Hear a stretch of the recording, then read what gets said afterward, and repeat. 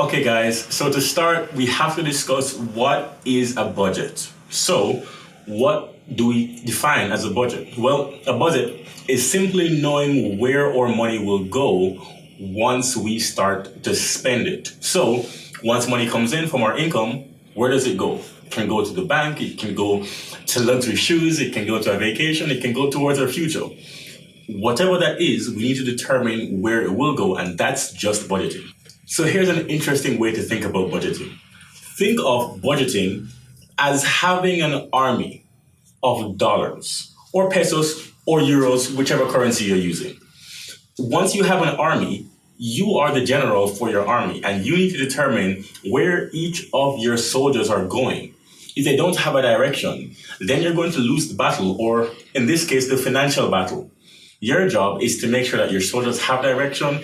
Even if they're going for fun, or even if they're going to invest in, you need to determine which of the following areas all of your dollars are going. That's the art of budgeting. And just in case you're wondering, everybody needs to budget. From the poor all the way up to the richest man in the world right now, which I think is Elon Musk. So there are really 5 areas that we can talk about budgeting. So I'm going to put them up on the screen here. So the first is our essentials. These are the things that we need to survive: food, living expenses, right? Clothes. These are normal things that we need every day. Then, once we have our essentials unpacked, then we start to head towards security. So then what's security? Well, there are 2 categories here. So we can talk about an emergency fund. Let's talk about this for a second. What is an emergency fund? So then everything that's not an essential, emergency fund comes next. Your emergency fund is between 3 to 6 months of living expenses. Why do we need an emergency fund? In case something happens, guys, we want to make sure that we are not going into debt or going to ask mom and dad for more money, or we don't end up on the street. So this is important. So then once we have our emergency fund, let's say you spend $2,000 on rent, $1,000 for food, and maybe an additional $1,000 for transportation, car, clothes, etc., etc. So then your living expenses comes up to $4,000 every month.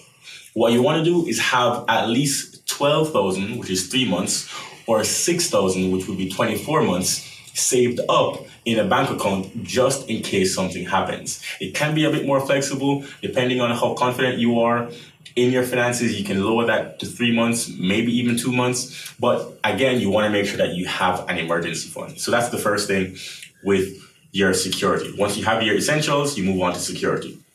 And the next thing is goals. So of course, once you have your goals here, we need to talk about the future, right? So this includes investing, saving for vacation, going back to school, launching a business, anything to do with something that you want to do in the next couple months, a few years, right? So then think about this.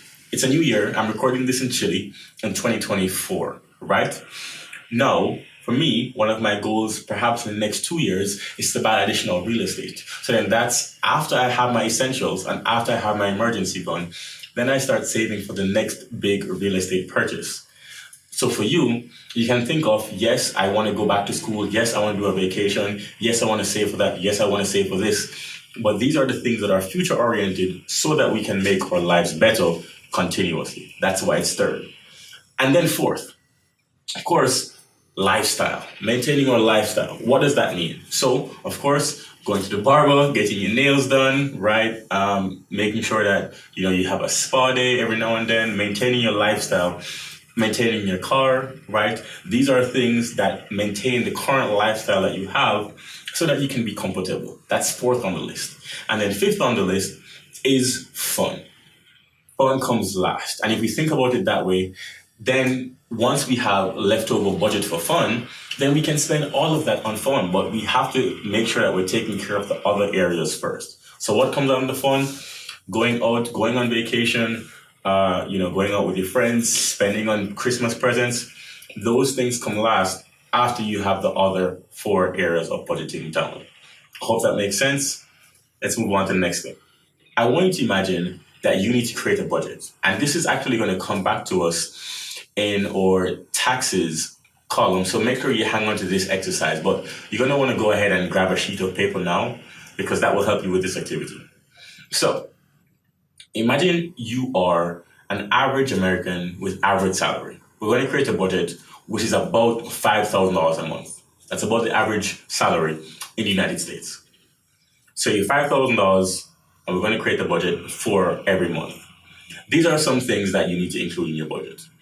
So you're going to do some research here, and you're going to pause the video, and you're going to go into Google and look at the area that you want to live in the US, right? If you're outside the US, then just look up what the average salary is in your country, and then you can do it that way.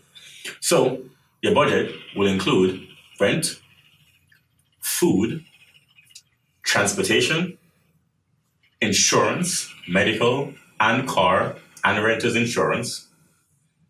Then you want to include anything that may come up, for example, car maintenance, right? You want to look up the average cost for that. Then you're going to look up clothes, what it costs to take clothes. If you're going to take an airplane to go see mom and dad, you're going to look up what that might cost, maybe once a month. And then you're going to include things like discretionary fund. So what does it cost to go out on the weekend? Usually $100, usually maybe $20, but it can be quite expensive depending on what you're spending on. These are some of the things that you spend on regularly. Now, if you have debt, you want to add in your monthly payments here. For example, credit card debt, student loan debt, any debt that you have, you want to add it in here because these are also monthly payments. And then once you have your budget written out in front of you on a $5,000 expense, now you can see what it looks like to have an average salary with all of these expenses lined up. So go ahead, fill it out, look at what the numbers are for a $5,000 budget every month, and see what you have left with. You're going to write that number, you're going to keep it because it will come back once we get to taxes. So that's your homework. Don't let that paper go. Fantastic, guys. So there's a few questions about your budget that you have in front of you. First question, what is discretionary? What is for fun? What are the things that are not essential? What are the things that perhaps if there's a bad month, you could cross off?